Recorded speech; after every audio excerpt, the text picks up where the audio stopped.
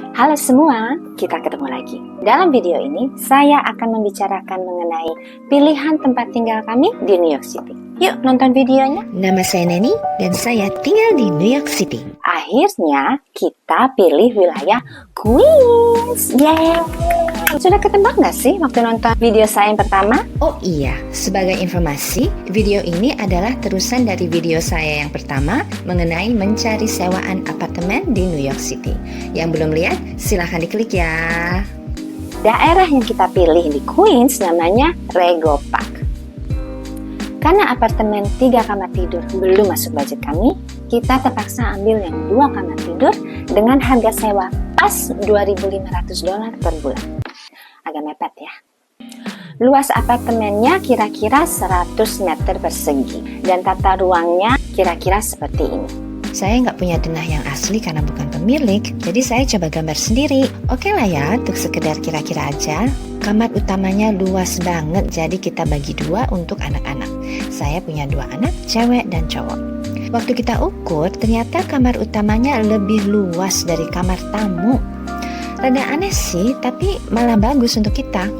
Jadi setelah dibagi 2 pun, masing-masing anak dapat ruangan yang lumayan luas. Saya menggunakan tirai pembagi persis seperti ini. Dan untuk lebih menghemat tempat lagi, kita menggunakan tempat tidur model loft, persis seperti ini. Jadi meja belajarnya bisa masuk di bawah tempat tidur. Untuk orang tuanya, kita ambil kamar yang kedua, jauh lebih kecil. Persis yang saya gambarkan di sini, cuman pas untuk tempat tidur. Dan ini pintunya beneran tidak bisa dibuka lebar karena mentok. Jadi untuk keluar masuk kita harus miringin badan. Kita melihat kalau apartemen ini tidak ada balkoni, ukuran kamar kedua ini akan lebih layak. Dapurnya saya suka banget. Ada island loh, dan ada mesin cuci piring. Yeay! Seperti yang ada di tata ruang ini, kamar mandinya cuma 1. Kesan yang saya dapat ya waktu cari-cari apartemen di sini, kamar mandi itu sesuatu yang mewah. Saya bandingkan saja dengan apartemen di Jakarta, di daerah Kuningan, Jakarta Selatan. Luasnya hanya 90 meter persegi, tapi kamar mandinya ada 3 loh. 1 di kamar utama, 1 di luar kamar utama, dan 1 khusus untuk asisten rumah tangga. Karena kebiasaan punya banyak kamar mandi di Jakarta, di apartemen ini kita sedikit sengsara ya, punya kamar mandi cuma 1. Sudah jelas yang namanya ruangan di New York City ini sudah menjadi sesuatu yang amat sangat berharga. Di sini itu sewa apartemen hampir selalu dalam keadaan kosong. Lain dari Jakarta ya, yang hampir selalu dalam keadaan furnished. Kalau di sini umumnya kita cuma dapat microwave, kompor, dan kulkas. Untuk yang apartemen Rego Park ini kita beruntung juga dapat unit AC di setiap ruangan. Itu jarang loh. Ini foto-foto apartemennya saat masih kosong, dan ini foto-fotonya setelah kita isi. Harga sewa di sini pada umumnya termasuk air, gas, dan heater. Heater itu pemanas ruangan untuk musim dingin. Biaya yang tidak termasuk adalah listrik dan internet. Dan satu lagi lain dari Jakarta ya, waktu kita cari-cari apartemen itu kita tidak pernah menemukan biaya yang namanya service charge. Kalau dibandingkan antara New York City dan Jakarta, yang saya tahu biaya apa saja yang termasuk dan tidak termasuk. Harga sewa perbandingannya seperti ini.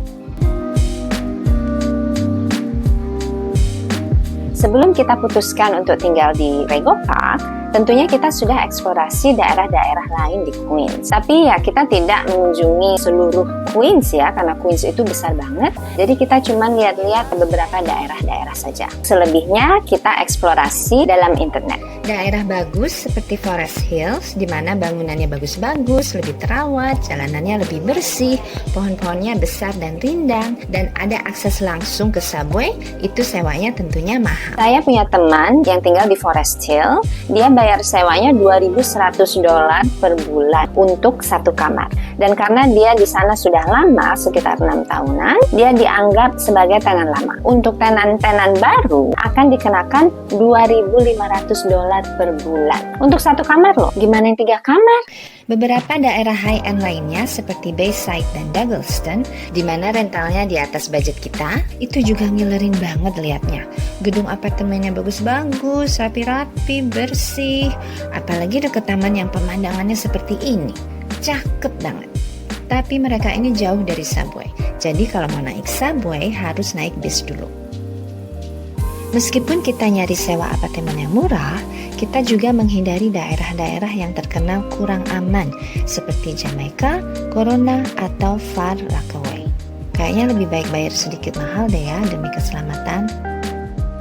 Ada satu faktor yang penting yang kita harus perhitungkan adalah jarak dari apartemen ke kantor suami dan ke kampus anak saya yang pertama. Menurut taksiran Google, dari apartemen yang kita ambil ini, kalau ke kantor suami naik subway akan makan waktu sekitar setengah jam. Dan begitu pula ke kampus anak saya sekitar setengah jam. Jadi oke banget. Anak saya yang kedua masih SMP. Di Queens ini untuk sekolah dasar, SMP, dan SMA, mereka memakai sistem zona. Jadi berdasarkan alamat kita berada di suatu zona dan otomatis anak kita pasti akan diterima di sekolah zona tersebut. Dan biasanya sekolah zona itu deket ya, si anak bisa jalan kaki. Atau kalau harus naik transportasi umum pun hanya sebentar. Dan untuk anak saya, dia hanya harus naik subway 1 stop. Tadi saya sebutkan subway ya. Nah, kalau apartemen kita lokasinya dekat subway, harga sewanya pasti akan lebih mahal. Subway itu adalah kereta bawah tanah dan bisa dibilang tulang punggung New York City dalam hal transportasi. Lihat aja mapnya seperti ini. Kalau yang baru mumet kali lihatnya. Mayoritas penduduk New York City menggunakan sistem subway untuk bepergian ke wilayah-wilayah New York City lainnya. Ada bis juga, ada taksi, dan banyak juga yang nyetir mobil sendiri. Tapi subway itu jauh lebih cepat dari bis dan jauh lebih murah dari taksi. Dan berdasarkan data-data tahun 2021, sekitar setengah dari seluruh rumah tangga di New York City tidak punya mobil. Jadi mereka terpaksa harus mengandalkan sistem subway ini, termasuk kami.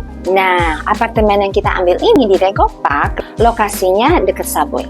Cuman 5 menitan jalan kaki.